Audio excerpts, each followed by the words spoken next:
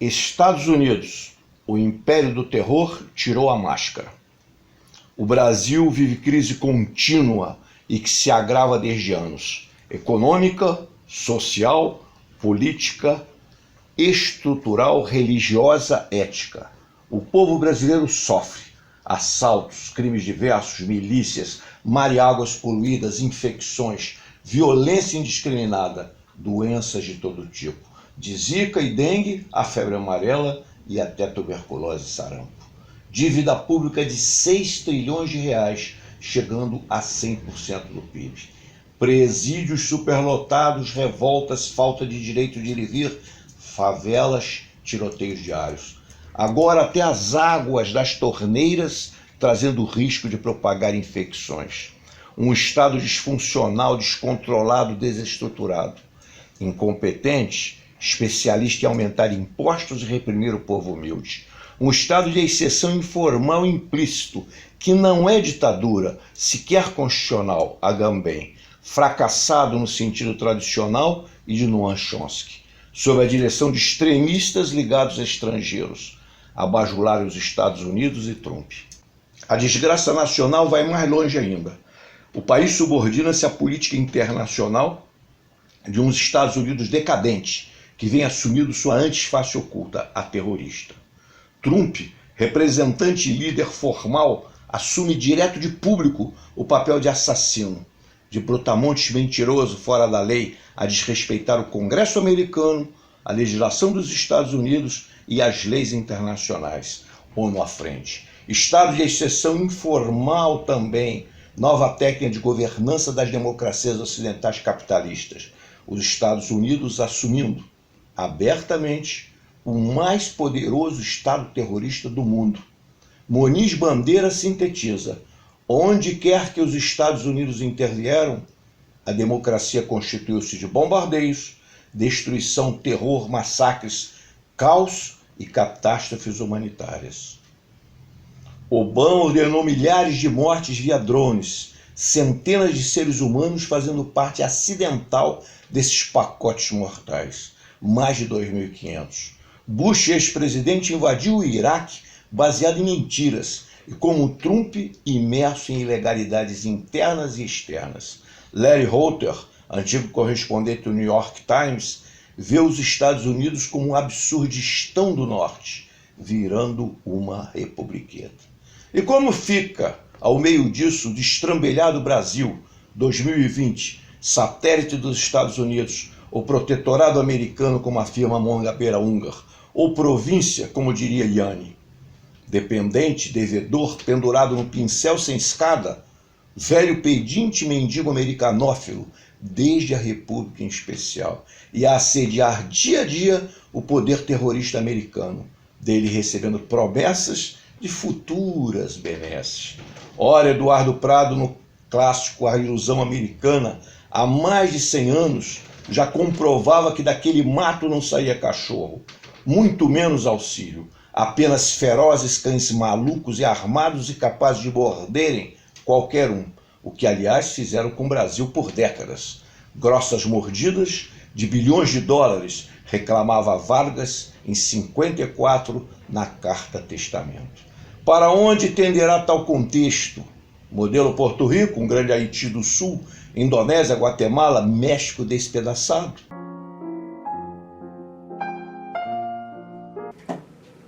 Meus amigos, depois de um descanso de final de ano, estamos aqui novamente dando continuidade ao nosso Caminhando Jornal TV, em que nós temos condensadamente opiniões que vocês podem encontrar no site caminhandojornal.com.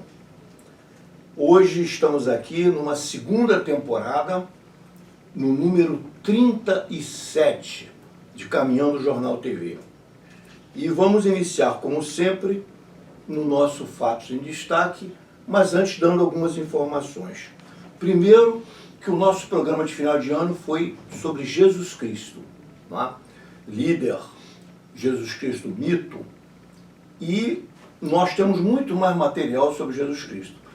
E provavelmente na Páscoa nós daremos continuidade ao tema Jesus Cristo.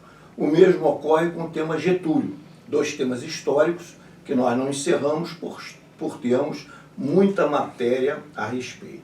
Informar ainda sobre o próximo número nosso, em que nós trataremos também da questão do grupo Porta dos Fundos. Provocou muita polêmica, inclusive por ter apresentado Cristo como gay. Mas essa é uma questão que discutiremos na nossa próxima reunião.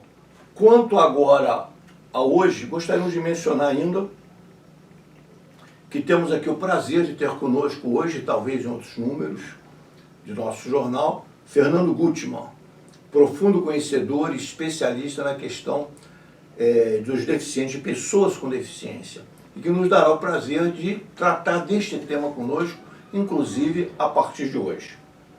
Além disso, temos aqui conosco também, mais uma vez, Jackson Charles, que vai nos falar sobre Esporte em Foco. E vamos lançar para ele hoje aqui uma questão. Jackson, e você vai colocar isso, respondendo a sua coluna adiante. O Flamengo comemorou muito esse segundo lugar lá em Liverpool, né, contra o Liverpool. Mas o Paulo César Caju e uns poucos consideram que o Flamengo, na verdade, amarelou e que se trata de um vício do povo brasileiro comemorar derrotas. E essa é a questão que eu vou colocar para você, mas antes vamos colocar para a mesa. O Flamengo amarelou naquelas decisões desse Campeonato Mundial de Clubes? Qual é a sua opinião, Irão? Na minha opinião, amarelou, sem sombra de dúvida. Não jogou e fez toda a tática do Liverpool. Entregou, Liverpool deixou o Flamengo cansar. O tal do Gabigol, que dizem que jogava muito, não apareceu no jogo. Mas isso aí é um assunto para o Jackson depois debater. Então, amarelou na sua opinião. Fernando Gutmann, o Flamengo amarelou? Eu acho que não.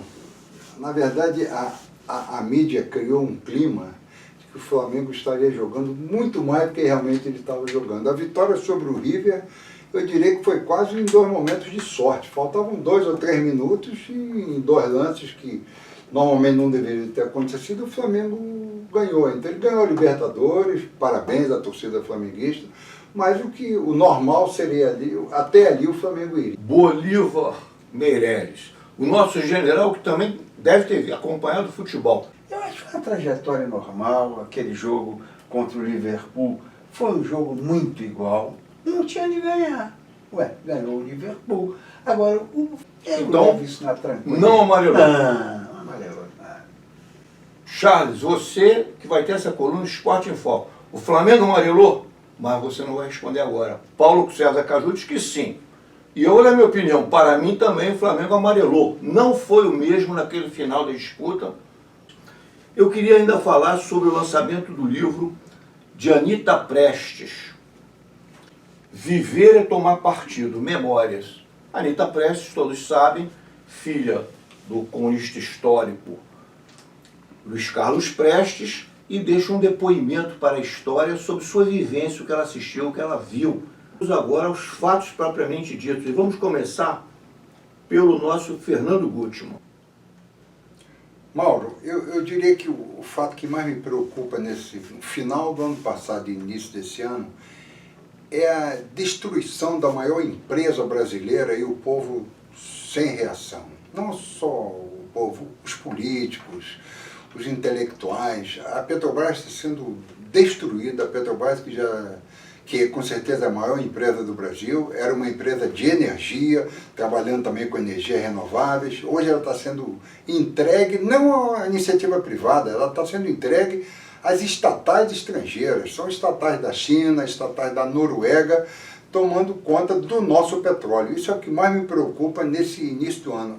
Bom, o meu fato em destaque é que o governo Bolsonaro, dando prosseguimento ao grande projeto neoliberal do imperialismo, do qual ele faz parte, já anuncia um processo de incentivo à dispensa de 14% de funcionários da Dataprev, que é para dar início também, portanto, ao projeto de privatização da Dataprev. A Dataprev, para quem não conhece, é uma estatal que é responsável pelo processamento de dados de boa parte do serviço público do Estado brasileiro. Ou seja, é mais um exemplo do desmonte do Estado brasileiro com um projeto liderado pelo Bolsonaro e pelo Paulo Guedes, de entrega não só das riquezas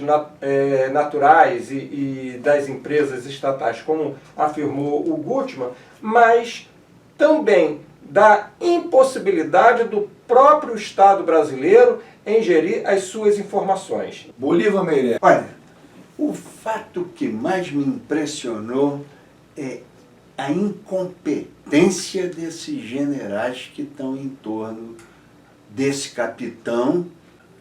Quando nós vemos o Irã perder um general assassinado pelo terrorista Trump, é um general intelectual, um estrategista. Veja o que o Heleno fez lá no Haiti. Parecia uma burrice militar, matou gente, tinha alvo, não tinha objetivo. Eu acho que o objetivo era matar mesmo. Gente, eu acho que o que fica mais notório é a formação e educação desses generais brasileiros. Precisa ser reformulada. Jackson Charles.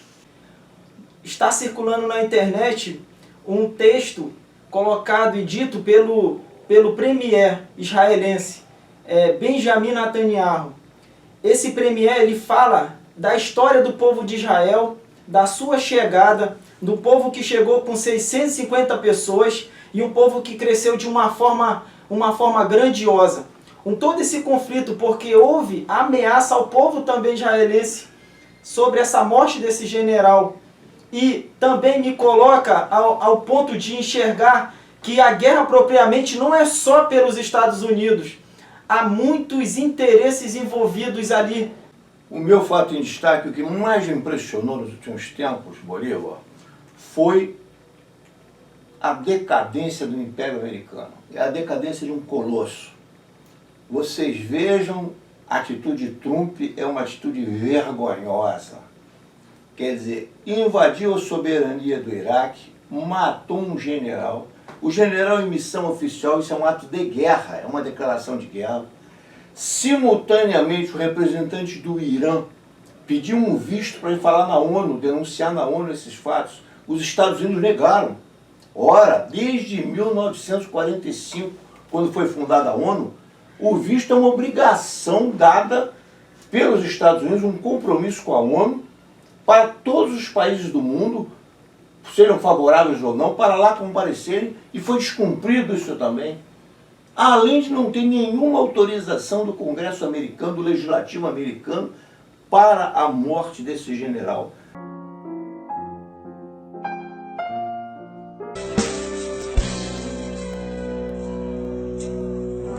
Roubaram meu amor pelo Brasil, tiraram minha paz e ninguém viu. Levaram do meu bolso a carteira, a ordem e o progresso da bandeira. Roubaram do museu a velha tela, a moralidade da novela, a imparcialidade da imprensa, do simples cidadão a consciência. Roubaram a poesia da canção e os ideais da revolução.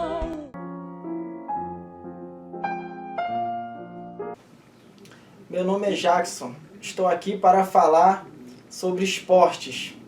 O tema que foi colocado para mim, junto com meus amigos de mesa, foi a seguinte pergunta: o Flamengo amarelou?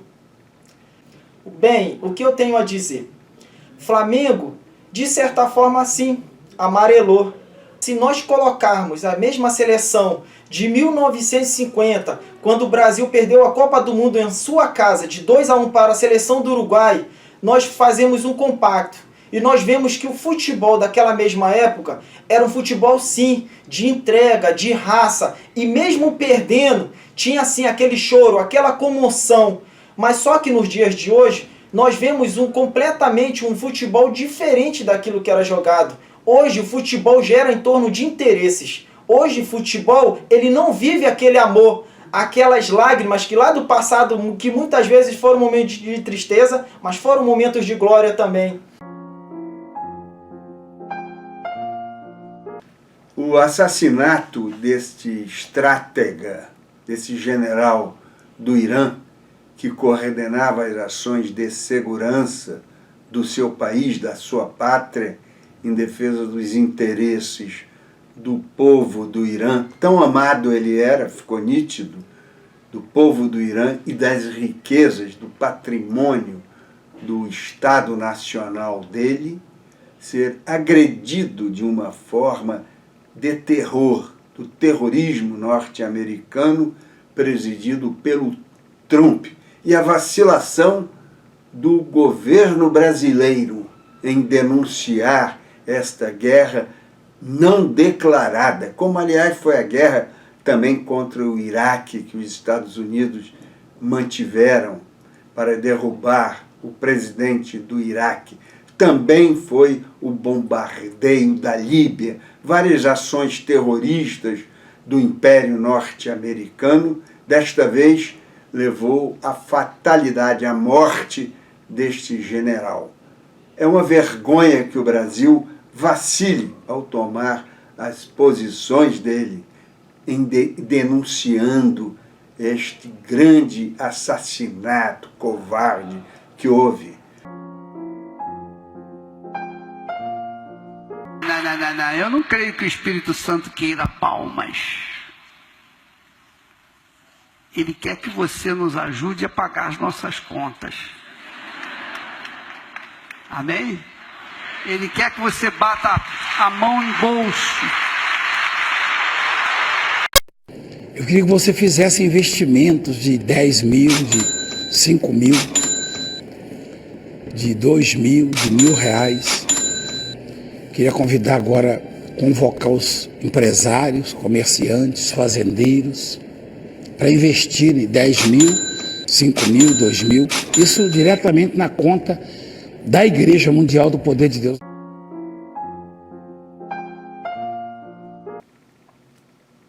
Meus amigos, eu quero começar hoje falando sobre democracia.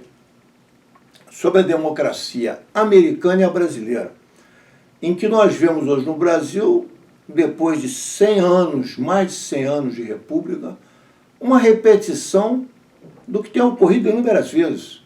O grande modelo brasileiro da democracia são os Estados Unidos. Só que isso hoje, infelizmente, não corresponde à realidade. Nós estamos muito longe hoje daquilo descrito na Democracia da América, de Alexis de Tocqueville.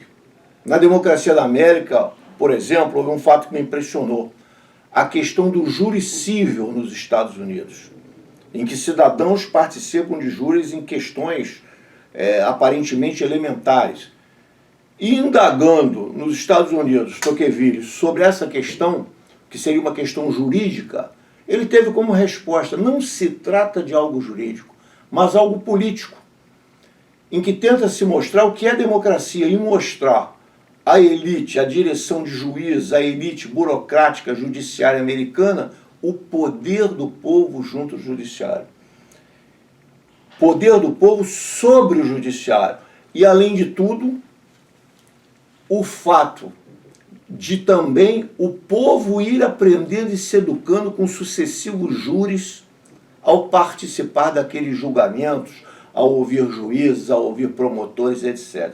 Vejam a sutileza da que foi a democracia americana um dia.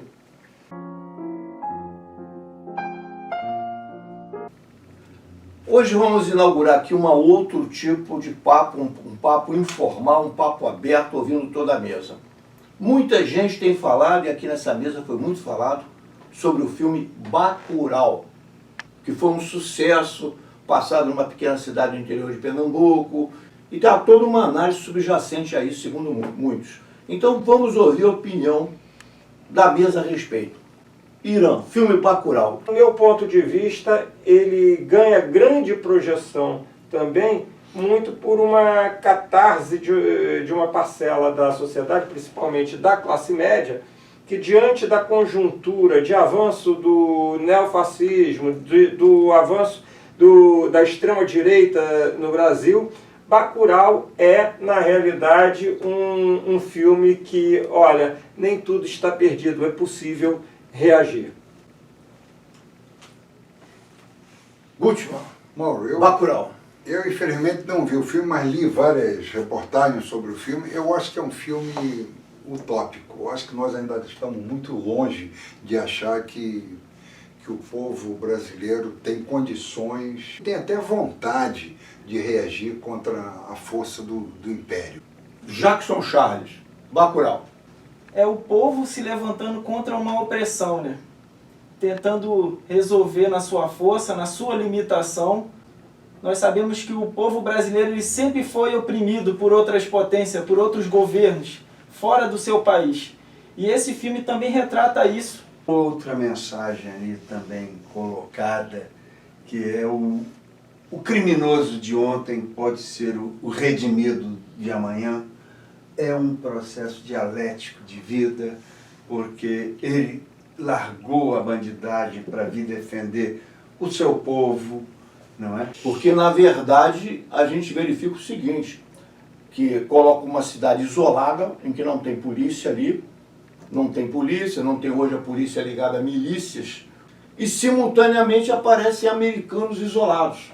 E hoje nós sabemos que o Império, não só, interpretando essa metáfora, o Império não só está aqui dentro, como ele vem de longe e vai lá atuar violentamente. Está aí o caso do Irã recentemente.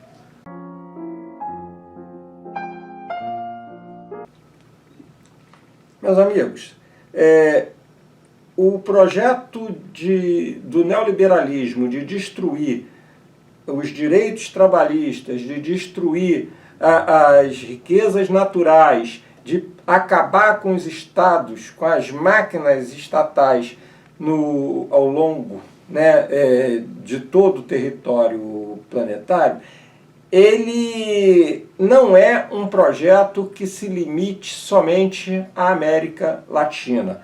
Vimos que aqui no Brasil, a reforma trabalhista, a reforma da Previdência, a venda das empresas estatais é uma realidade. Paulo Guedes a cada dia afirma, vamos vender tudo o que puder, não vai sobrar nada. A Argentina tentou isso e deu água. No Chile, o povo está nas ruas questionando esse modelo neoliberal que o senhor Paulo Guedes ajudou a implementar lá no Chile, está dando água também. Agora deram um golpe na Bolívia, tentaram dar o golpe na Venezuela, lá não conseguiram. A França está há um mês com movimento sindical parando os transportes na França. Agora se tem notícia que na Índia também. Esse projeto não se limita ao Brasil, ele é um projeto mundial. É necessário que o movimento sindical se articule internacionalmente.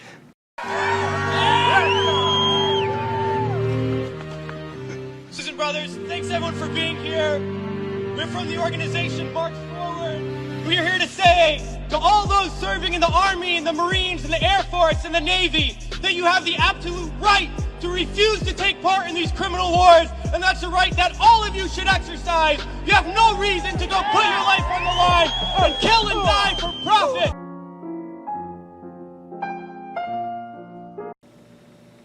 Meu nome é Fernando Gutmann.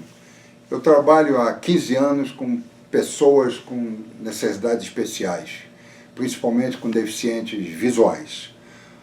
No Brasil, a quantidade de pessoas com deficiência é muito grande. Pelo censo do IBGE, nós temos em torno de 15 milhões de pessoas com deficiência. 10% da população brasileira é formado por pessoas com necessidades especiais. Daí a urgência de se pensar em políticas públicas de inclusão desse grupo enorme de pessoas. Nós temos vários institutos aqui no Rio de Janeiro que se preocupam com a reabilitação e a inserção de pessoas com necessidades especiais. Eu quero falar primeiro do Instituto Benjamin Constant, ali na Avenida Pasteur, já que o número de deficientes visuais é em torno de 50% desse contingente de pessoas com necessidades especiais. Significa que nós temos mais ou menos 10 milhões de deficientes visuais no Rio de Janeiro.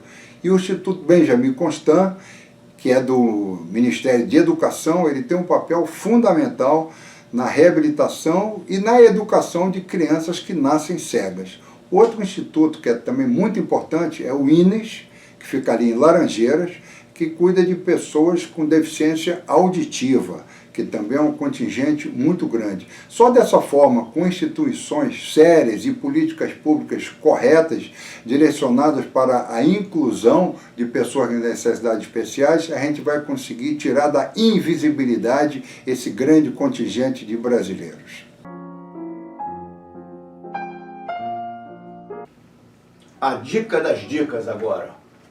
Fernando Gutmann, qual a sua dica das dicas aos brasileiros em geral? Mauro, eu queria aproveitar, já que eu tenho uma grande experiência com pessoas com necessidades especiais, para deixar uma dica aqui à população. Se você estiver andando na rua e encontrar um cego querendo atravessar a rua, um cego parado na rua, aliás, ele pode não estar querendo atravessar a rua. É simples, é uma dica simples, mas é fundamental. Coloque a mão no ombro dele e pergunte, você quer alguma ajuda? Porque ele pode estar precisando de uma ajuda, seja para telefonar para alguém, para atravessar a rua, mas não esqueça, é simples, coloque a mão no ombro do deficiente visual para conversar com ele. Bom, a minha dica é de cinema hoje. Vejam o filme Coringa. O filme Coringa, ele retrata justamente a lógica do neoliberalismo e o impacto dessa lógica sobre a questão do Estado e o impacto sobre a sociedade. Ao mesmo tempo, também aborda a espetacularização que a mídia faz sobre essas questões. O salário, porém, do judiciário é um golpe nos olhos da nação. A esmola do beneficiário envergonha e humilha o cidadão. Crime que está na impunidade. Os idosos implorando socorro, enquanto o canalha anda forro, espalhando desgosto e orfandade. São 70 milhões de indigentes, sem emprego e sem pão na sua mesa, vegetando em condições deprimentes, muito abaixo da linha da pobreza. São os herdeiros desta exclusão, recenseados pelo IBGE. Mas saber de suas queixas ninguém quer. Não sabem diferença na eleição. Literatura de cordel, o gigante Adamastor, de Idemar Marim.